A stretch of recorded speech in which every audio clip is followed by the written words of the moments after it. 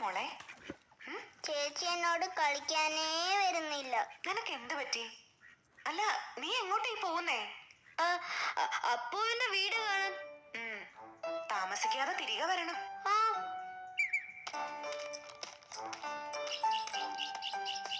അപ്പുവിന്റെ വീടിനെക്കാട്ടിലും വലുതായിരിക്കും എന്റെ വീട്.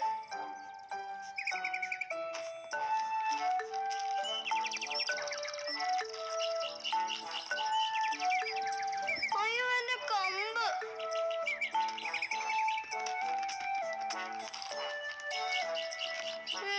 ഇപ്പൊ ശരിയായി.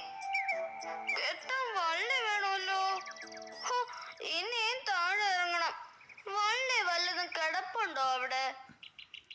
അയ്യോ, കണ്ടൻ.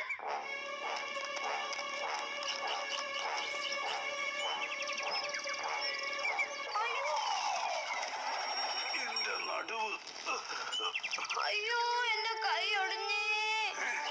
നീയായിരുന്നു അഹങ്കാരി. നിന്നെ ഇന്ന് ഞാൻ. അമ്മേ, അച്ഛാ, ഓടി വായോ. അയ്യോ അമ്മേ. കാത്തു, നീ എന്തിനാ മരത്തിൽ കയറിയത്? കളിക്കാൻ. കളിക്കാനോ? ആരുടെ കൂടെ? ആഹാ, അപ്പൊ നീ അപ്പുവിന്റെ വീട്ടിൽ പോയില്ലേ? സത്യം പറഞ്ഞോണം.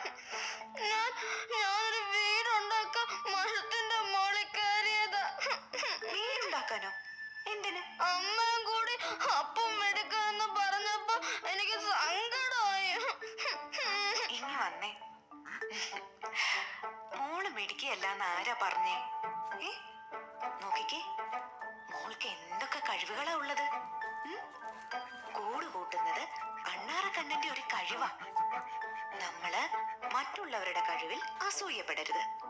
നമ്മുടെ കഴിവുകൾ വളർത്തിയെടുക്കുകയാണ് വേണ്ടത്. കേട്ടോ?